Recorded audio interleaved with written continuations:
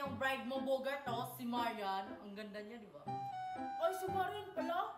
Oo nga, ang ganda niya. Ang ganda ng kasal-kasalan namin. Nandito ka sa simbahan.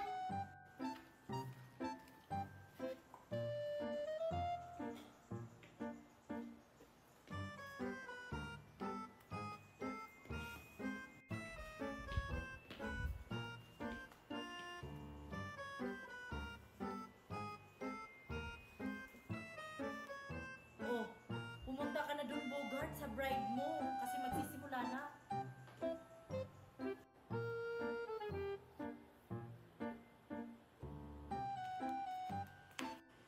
Di sana ako sasali sa kasal-kasalan.